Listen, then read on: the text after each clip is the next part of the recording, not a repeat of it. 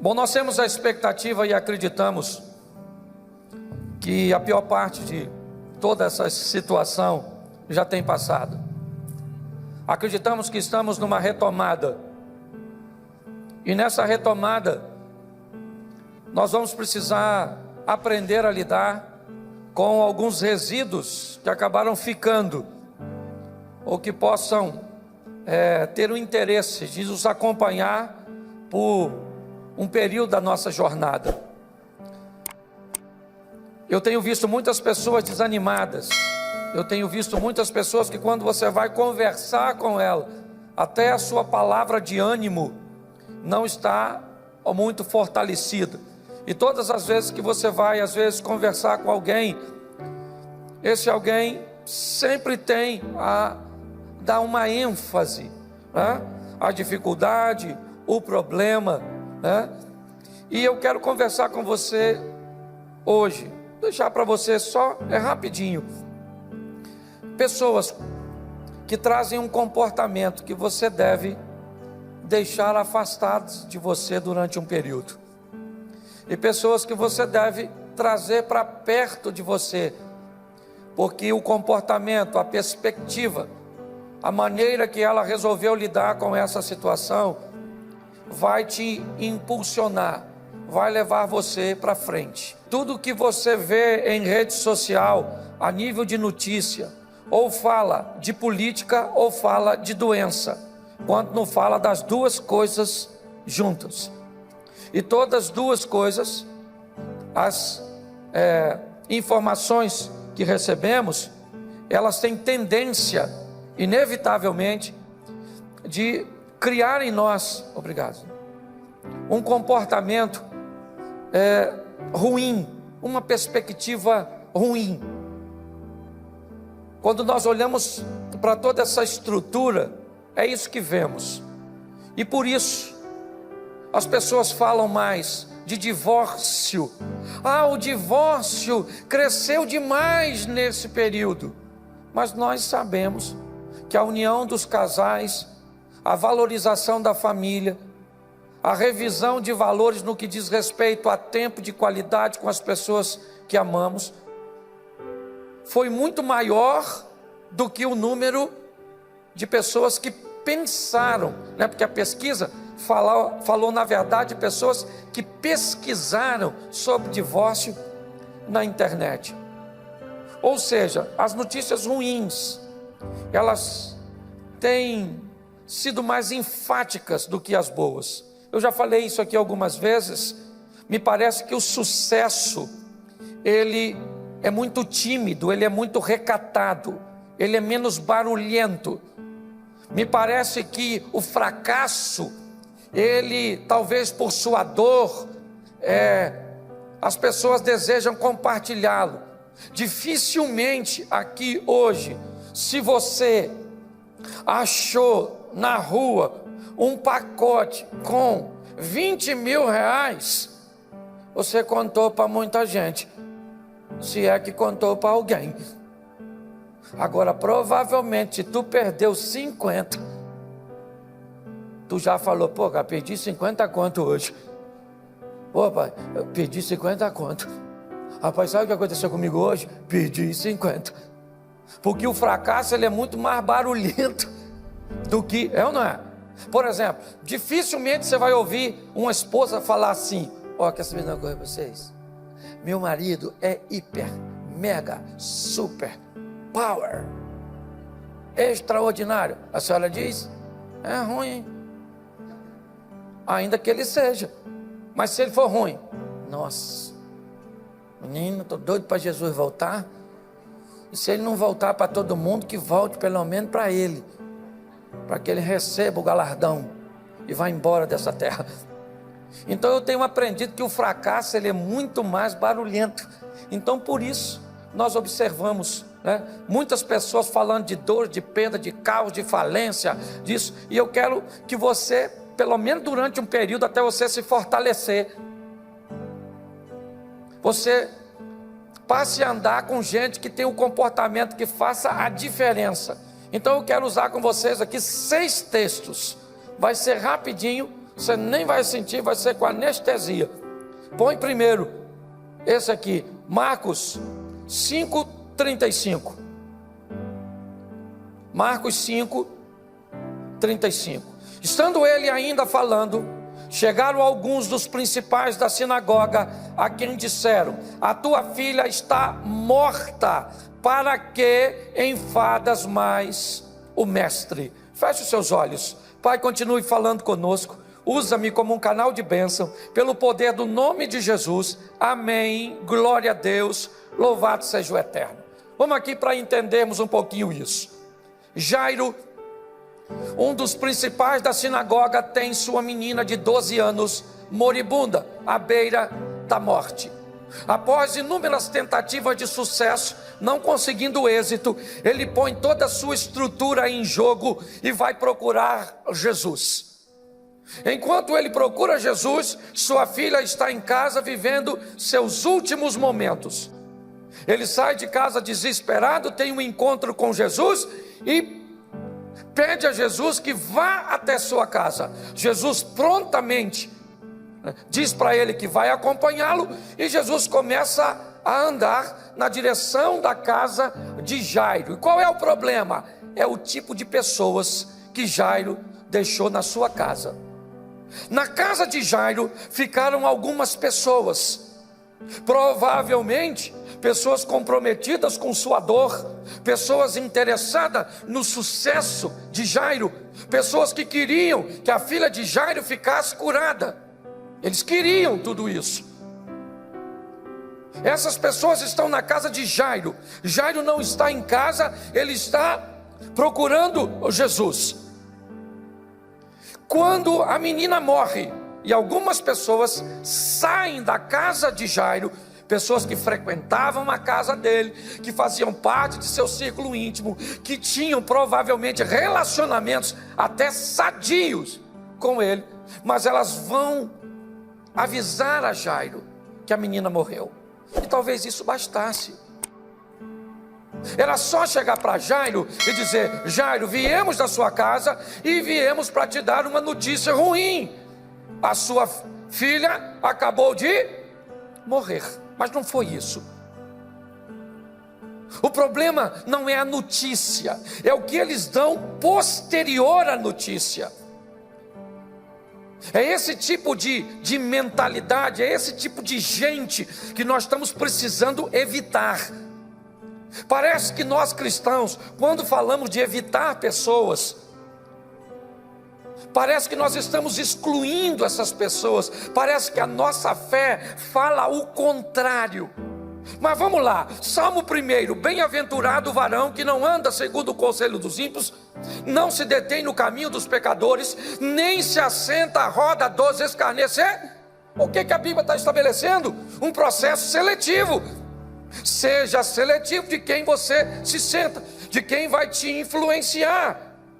Nós nos sentimos muito desconfortáveis quando em qualquer ambiente vamos fazer alguma seleção. E é por isso que muitas pessoas se prejudicam. Quando eles chegam, era só falar para Jairo. Eles já viram Jairo, já viram Jesus, sabem que Jairo foi procurar Jesus, porque a frase dita por eles embasa isso. Mas assim que eles dizem: Jairo, a sua filha morreu, eles concluem dizendo: por que é que você ainda incomoda Jesus? Olhe bem, agora era uma frase que eles não precisavam ter dito. Eles provavelmente já tinham ouvido falar do que Jesus fazia. Essa menina não foi a primeira menina que Jesus ressuscitou. A mente desses indivíduos dizem para Jairo: Jairo, deixa Jesus e volta para casa conosco, porque vocês têm uma menina para enterrar. A sua filha morreu, acabou, já era. E nesse momento, ao ouvir essas palavras, essa sentença, e esse grupo que fazia parte de seu círculo íntimo ele olha para Jesus, que provavelmente acabou de conhecer pessoalmente, ou ter o primeiro contato, e Jesus diz para ele: Jairo, não temas, crê somente. Os homens disseram: não incomode mais o mestre, acabou. Jesus disse: eu ainda vou na sua casa, eu vou com você. Mas a menina está morta, não adianta o senhor ir. Jesus olha para Jairo e diz: Jairo, você veio me chamar para eu ir na sua casa, então fique tranquilo, porque eu vou à sua casa. Não temas, crê somente. Olhe bem, eu queria deixar para você e para mim uma seleção que precisamos fazer dessas pessoas que, quando olham para o nosso casamento, para os nossos filhos, para os nossos negócios, para a nossa vida cristã, quando olha para qualquer estrutura nossa e tem uma visão verdadeira, porque eu não estou falando que eles estão mentindo, eles não estão mentindo. A menina morreu, sim ou não? Sim, isso é uma verdade, ok? O problema é que eles, depois de anunciar a notícia, eles vieram com uma perspectiva ruim. Estão dizendo para Jairo, gente que ele amava, eles amavam provavelmente, e dizem para Jairo: Jairo, não tem mais jeito, vamos embora enterrar sua garotinha, acabou, querido, não incomode mais Jesus. Eu não estou dizendo de um parecer negativo, como eu vou usar o próximo aqui, não. Esse é de gente que frequentava a casa de Jairo, que provavelmente era membro da sinagoga de Jairo, era gente que amava Jairo, que gostava da garotinha. Mas deixa eu falar uma coisa para você. Sabe a historinha que de boas intenções o inferno está cheio? Mais do que gente bem intencionada, nós temos que andar com gente que tem fé, que no momento de maior adversidade vai dizer: segura as pontas, porque Deus vai agir a seu respeito. Fica tranquilo, porque Deus vai entrar com providência. Andar com gente que, quando tem uma perspectiva negativa, olha e diz: já era, não deve ser uma boa companhia para nós, principalmente no momento às vezes de adversidade. Quando nós olhamos para esses indivíduos, é isso que eles estão fazendo, dizendo para Jairo: Jairo, não tem jeito. Se Jairo fosse pela cabeça deles: aí Jesus, valeu, não precisa ir não.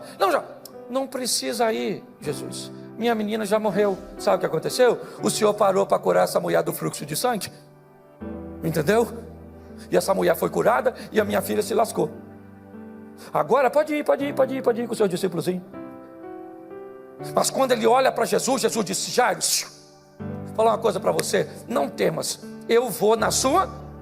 Provavelmente Jairo não sabe nem o que ele vai fazer lá. Aliás, qualquer coisa que ele fizer, sendo quem é, até se desse uma boa palavra fúnebre, talvez seja confortante para a família de Jairo. Mas quando ele chega, aquilo que aquelas pessoas que andavam perto dele disseram que não tinha mais jeito, Jairo vai ver viva de novo. Eu vim hoje falar para você, eu não sei o que você está enfrentando, o que essa crise, o que esse problema, o que essa dificuldade está trazendo para a sua vida. Eu só sei de uma coisa: para de ouvir gente com posicionamento negativo, e acredite que Deus vai na sua casa, vai na sua empresa, vai entrar na sua vida, você está entendendo? Vai entrar no seu casamento, vai entrar na vida de seus filhos, e a sua história vai mudar. Acredite nisso, amém? Não está dando, nesse momento, onde você liga a televisão, notícia boa ou ruim, você vai ver esses portais de internet, a notícia é boa ou ruim? Pois é, ou a gente vai se encher desse lixo e vai ficar pessimista, ou você vai andar com essa turma doida, porque é crente mesmo, essa turma que anda com Jesus, tudo doido. Pode ver, a pessoa está: rapaz, olha, está difícil demais. Difícil o quê, rapaz? Vamos embora, rola o joelho aí que eu vou orar por você, vou botar a mão na sua cabeça, vou fazer isso. Mas se morrer vai morar com Jesus na glória, louvado seja o eterno, e a vida continua. Mas quando é que tem dor? Não tem dor não, meu filho, aqui é só felicidade, vamos embora. No mundo tereis gente equipada para tudo. Então se tem gente que você tem que colocar fora de você, são as pessoas que te amam, mas que não conseguem olhar a estrutura pela fé, é só por vista. Morreu, acabou, não dá mais para segurar, explode o coração. Você tem que andar com gente que diz: irmão, o bagulho está doido. Aí Deus tem uns anjos, maneiro.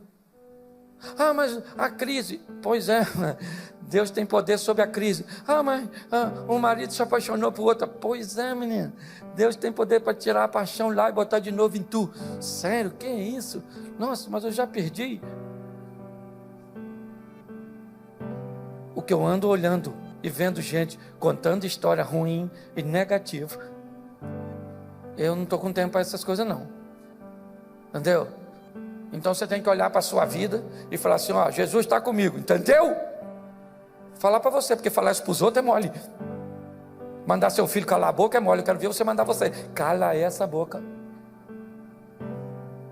Ter autoridade sobre você mesmo. Quando eu olho para esse texto, o que eu vejo? Eu vejo alguém que tinha pessoas muito próximas que deveriam estar bem distante. Vocês não acham? Amém?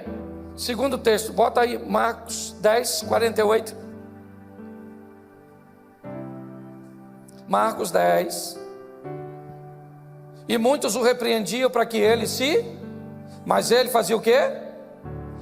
Eu sei que você está de máscara, mas dá para ler. Mas ele fazia o quê? Clamava cada vez? E muitos o repreendiam para que ele? Para que ele? Mas ele? E repreendiam para que ele? E ele? E repreendiam para que ele? Mas ele? Isso aí, dá uma olhadinha aqui para mim. Um dos personagens que eu gosto, que para mim venceu inúmeros obstáculos, foi Bartimeu. Mas tem uma coisa que eu acho que Bartimeu deveria rever: e as pessoas que ele deixava estar perto dele.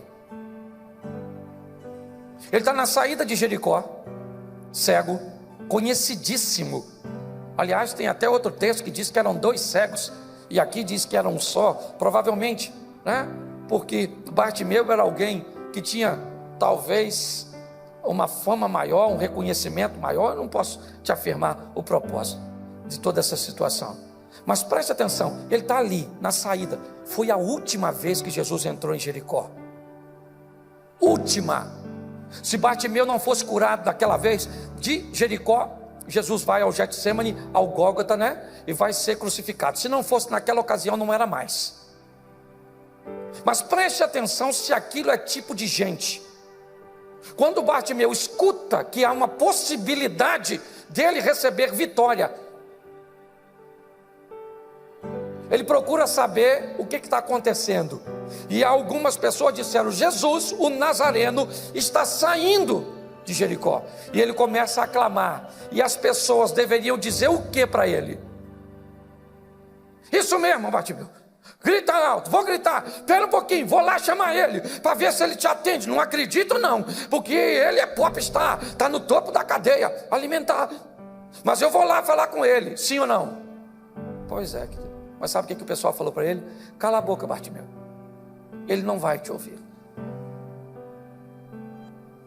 Como é que eu posso me manter perto de gente, de me assentar perto de pessoas que não querem o meu bem, ou que se querem não acreditam que a minha situação pode se reverter, que as coisas podem mudar, que a porta pode se abrir no meio do caos, porque nós estamos entregando nossa causa nas mãos do Senhor? Esse não é um tipo de gente que nós devemos ter por perto. Gente que, ao invés de dizer fica aqui que eu vou chamar, diz: ele não vai te ouvir. Não vai dar para isso acontecer. Bartimeu, fica quietinho. Ele conseguiu enxergar, sim ou não? Conseguiu, é lógico.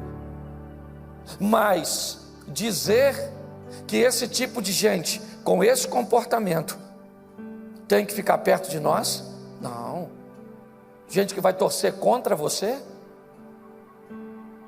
Nós precisamos criar um ambiente onde sejamos bem mais seletivos, para colocar as pessoas que estão ao nosso redor nos seus devidos lugares.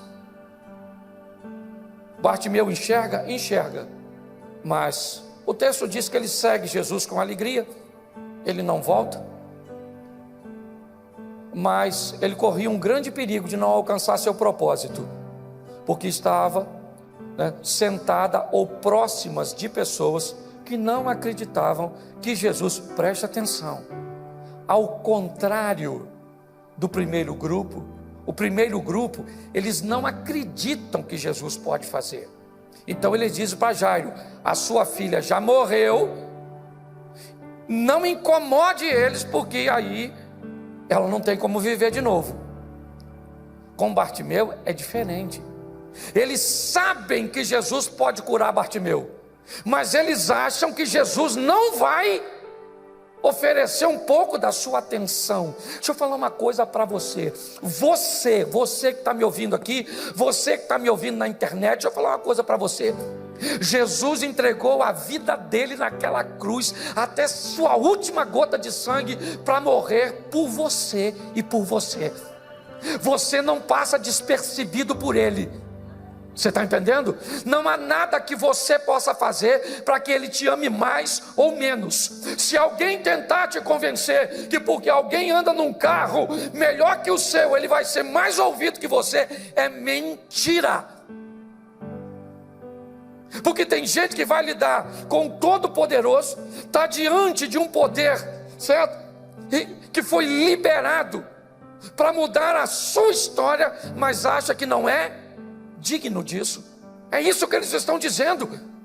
Eles olham para Bartimeu: quem é? Ele é um mendigo cego. Quem é ele? Ele é Jesus o Nazareno, o Filho de Deus, o poderoso, que anda curando tudo. Então preste atenção, ali está o poderoso e aqui está o mendigo. Mas espera aí, o Bartimeu, ele não vai parar para te ouvir. Não tem lógica ele parar para te ouvir. Ele vai perder o tempo dele. Deixa eu falar uma coisa para você. Jesus não perdeu o tempo dele comigo e com você. Ele perdeu o sangue dele comigo e com você. É muito mais que o tempo. Ele entregou a vida dele. Ele disse para Pôncio Pilatos: ninguém tira a minha vida. Isso aqui não é fatalidade. Eu é que entrego. Eu resolvi morrer. E a Bíblia diz assim: e Cristo morreu por nós, sendo nós ainda pecadores, sabendo quem somos. E eu vou querer andar com gente que acredita que Deus pode fazer, mas que acha que não vai fazer na minha vida, porque eu não mereço?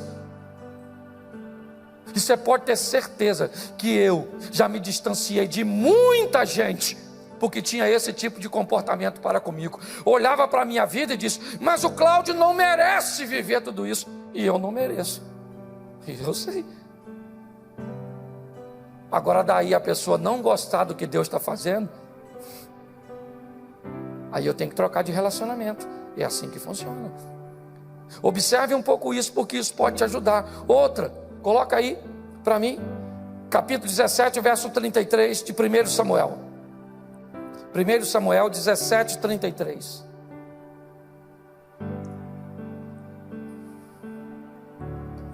Porém Saul disse a Davi: contra esse filisteu não podereis ir para pelejar com ele, pois tu ainda és moço, e ele, homem de guerra desde a sua... Sabe o que mais me impressiona nessa passagem? É que para Davi enfrentar Golias, ele depende da autorização de Saul. E sabe o que mais me impressiona? É que Saul tem certeza que Davi vai, mas mesmo assim autoriza. Ele está dizendo para Davi: contra esse gigante você não pode ir pelejar. Você é moço e ele é guerreiro desde a mocidade. Não tem cabimento, você não tem como vencer esse gigante. Bom, querido, se eu não tenho como vencer, por que você vai me autorizar? Olhe bem, me parece que Saul quer se livrar de uma vergonha maior, que é não ter nenhum representante de Israel que lutasse contra o gigante. Porque você pode ter certeza que para os filisteus, Davi poderia parecer pequeno, é verdade, mas eles não tinham uma proximidade tão grande para identificar que Davi não era um guerreiro, até porque ele era novo, pequeno em relação talvez aos soldados. Mas na descrição dele, ele era forte, valente. Tudo isso descreveram quando ele vai tocar para Saul. Mas Saul, quando olha para Davi, o que Davi tem? Um gigante, que na verdade não está nem envergonhando ele, está envergonhando Saul e todo o reino. Quando Davi se predispõe a lutar contra o gigante, todo mundo diz para Davi: você não vai vencer. Deixa eu falar uma coisa para você: se você, para vencer, está dependendo da torcida dos outros, cuidado que você pode perder. Quando você for enfrentar uma batalha, seja o seu melhor e maior torcedor. É assim que funciona. Quando eu olho para Davi, o que eu vejo? Ele está conversando com o rei.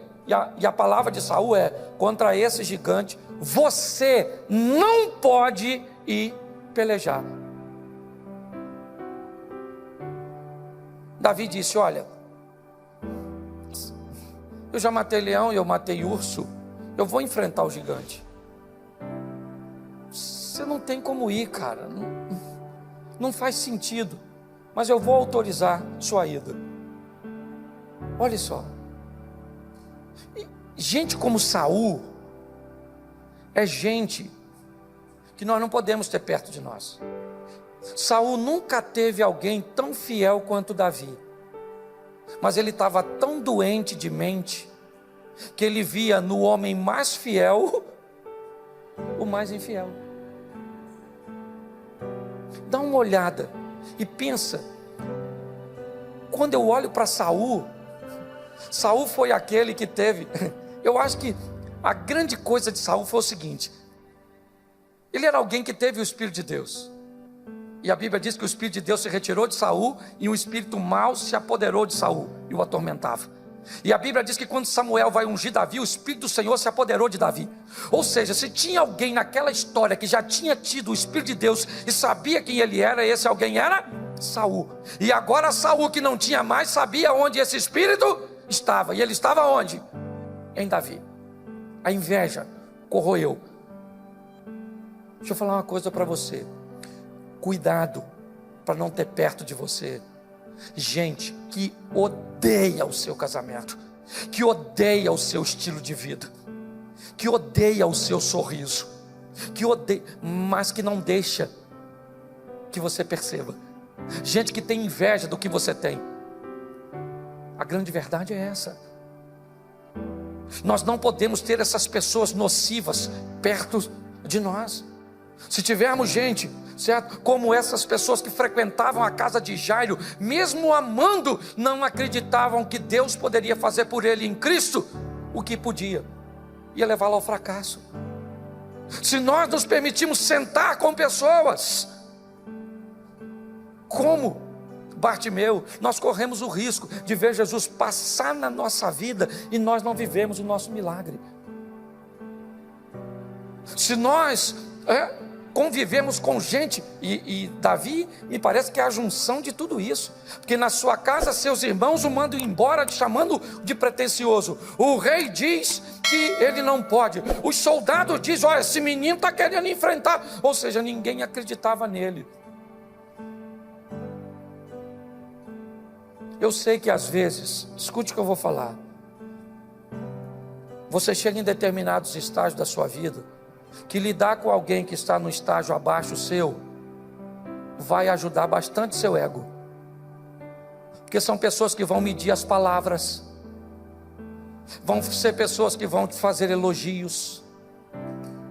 Quando você lida com alguém, seja quem for, que está num nível um pouquinho abaixo, essa pessoa às vezes tem receios de falar para você determinadas verdades. Mas aprenda uma coisa: lidar com gente que pode dizer para você coisas que outros não teriam vontade de dizer, trazer gente do seu nível para perto de você, é extraordinário. Eu já saí da igreja aqui, depois de uma pregação, e muitas pessoas falaram comigo assim: pô pastor, sua pregação foi uma benção. E no caminho de casa minha mulher falou assim comigo: pô Cláudio, tem que orar mais, pô. Hoje não valeu nem o ingresso, foi ruim demais. Aí eu fiquei: foi ruim ou foi bom? Ah, pode ter sido bom para um e ruim para o outro. Mas quem é que pode me falar coisas que ninguém pode? A minha esposa. Quando nós olhamos para essa estrutura, nós precisamos ter pessoas perto de nós. E é isso que eu vejo aqui. Pessoas que não sejam tóxicas, que não sejam nocivas. Pessoas que nos ofereçam exemplos, né? Que possam levar nossa vida para outro estágio. Então eu quero rapidinho só te mostrar que tipo de gente agora você deveria levar para perto da sua vida. Lucas 15, 21. Põe aqui. Lucas 15, 21. E o filho disse o quê? Pai, pequei contra o céu e perante ti, e já não sou digno de ser chamado seu. Gente com o espírito do filho pródigo. Quem é o pródigo? O pródigo é o cara que fez besteira. O pródigo é um cara que fez escolhas erradas. O pródigo é um camarada que se enfiou onde não devia. O pródigo fez um montão de besteira, um montão de coisa ruim. Ele se perdeu durante a caminhada, sim ou não? Mas como é que foi o final da história do pródigo? Foi uma história de reconhecimento, de alguém que caiu em si, olhou para a sua vida, viu tudo que fez, não gostou, resolveu se reposicionar, foi lá, tomou posse de tudo aquilo que era seu, sim ou não? Pois é, querido, é esse tipo de gente que nós temos que ter perto de nós. Gente que quando vai contar suas histórias, falam de seus erros, de suas falências, de suas crises, de seus problemas, de suas segundas tentativas, de suas falhas, de seus erros. Gente que não se esconda por detrás, né, de situações que deem argumento a seu fracasso. Não, o pródigo olhou e disse: onde eu estou? Eu estou numa pocilga. É isso que eu estou, longe do meu pai, e é aqui que eu vim parar. Então o que é que eu faço? Eu volto para meu pai, porque o que me trouxe para essa pocilga foi a distância. Agora eu me aproximo. Então preste atenção, não tem problema você ter gente que tem passado ruim perto de você, não. Não. Tem gente que olha para o passado das pessoas e dizem: eu não quero ficar perto dela, porque ela fez isso, ela fez aquilo, ela já teve esse comportamento, ela casou de novo, ela fez aquilo. Não. Não tenha medo de quem tem passado ruim, não. Tenha medo e não ande perto de quem não quer corrigir o seu presente para ter um futuro muito melhor do que o seu passado. Quando eu olho para esse camarada, o que eu vejo? Eu vejo alguém que errou e fez muita besteira, né? E uma história que Jesus usou para elucidar alguém que estava perdido, mas conseguiu se reencontrar. É assim que funciona. É esse tipo de gente que nós temos que ter perto de nós, sabe? Gente que tem um histórico ruim, que quando ele começa a te falar o que ele vivia, o que ele sofreu, como aconteceu, e você olha hoje e ele começa a te falar como mudou. Ele falou: eu vou para meu pai. Por quê? Porque lá no meu pai até os trabalhadores têm pão com fartura. Eu vou lá pro meu pai e vou dizer para ele: pequei contra o céu, peguei diante de ti, já não sou digno de ser chamado teu filho. Eu vou falar dos meus erros, porque eu não aguento mais, eu quero mudar de vida. Isso é importante, você andar com gente que sabe que errou e que não tem medo de seu erro. Gente que não vai achar que sua saliva tem substâncias terapêuticas e curativas. Não. Gente que vai olhar e diz: eu vacilei, eu traí, eu me ferrei.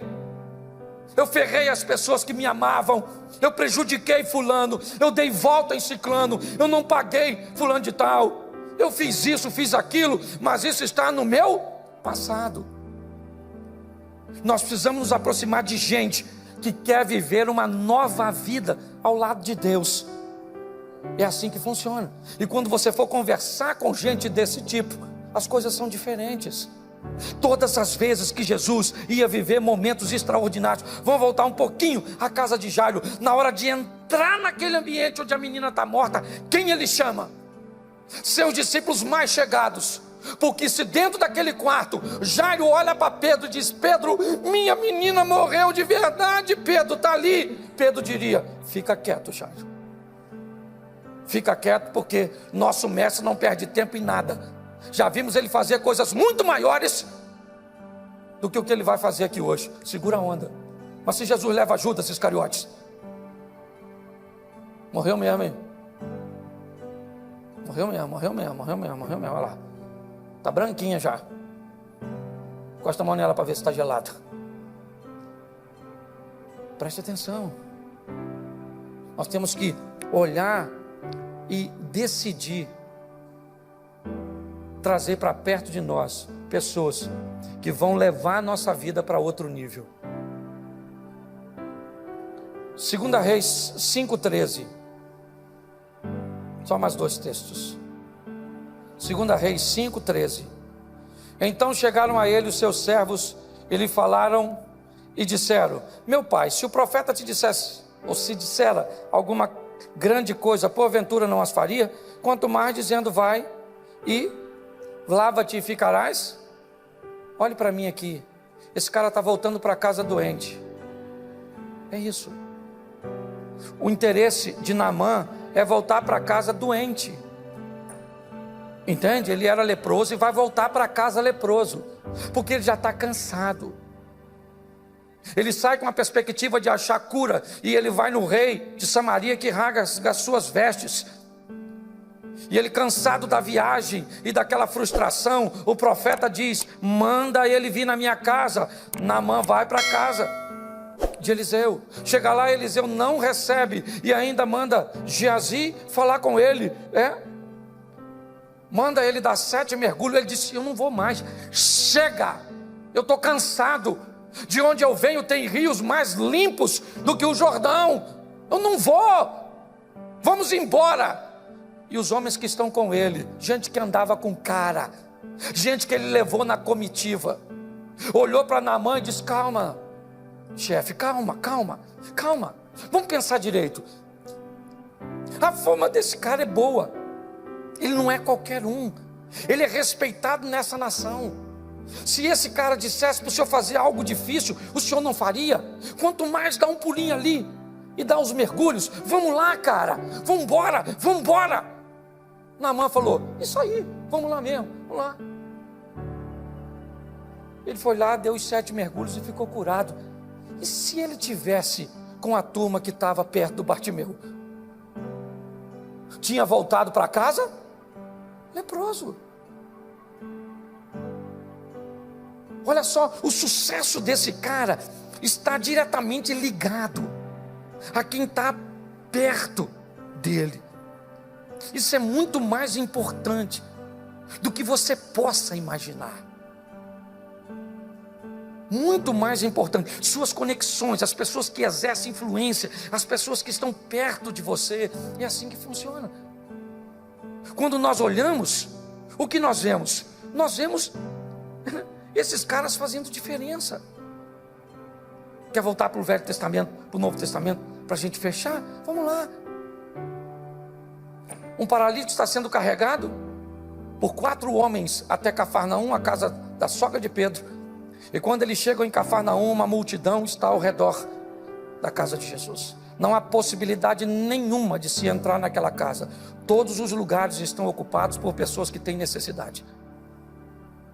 O texto diz que os homens se posicionam em cima da casa, tiram a cobertura, o telhado, içam o paralítico e colocam na presença de Jesus. O texto é categórico em dizer, e Jesus, vendo a fé deles, não foi do cara, deles. Jesus olha para cima e vê os 4 camaradas que resolveram levar seu amigo, olha bem, até a presença de Jesus, que chegaram lá, não tinha mais lugar para entrar, mas esses 4 camaradas romperam os obstáculos, ultrapassaram as barreiras e colocaram o paralítico na presença de Jesus. O texto diz que Jesus diz: perdoados estão os teus pecados. Começaram a rir. Quem é esse que perdoa pecado? Ele disse: então vocês acham que é mais difícil? Então, para que vocês saibam que o Filho do Homem tem poder na terra para perdoar pecados, levanta, toma a tua cama e vai para a tua casa. Quando aquele homem entrou naquela casa, a cama carregava ele. Quando ele saiu daquela casa, ele carregava aquela cama. Mas tudo isso aconteceu por quê? Por causa das pessoas. E eu só citei texto para vocês de vitória. Eu poderia ter mostrado para vocês inúmeros textos de camarada como filho de Salomão, que vai pelo conselho dos mais novos e faz as tribos se separarem para sempre. E tantas outras pessoas que através de conselhos ruins romperam e quebraram princípios, como Sansão, que quebra princípios e perece por andar com quem não deve. Que possamos sair daqui hoje dando uma olhada em que tipo de gente você quer por perto de você.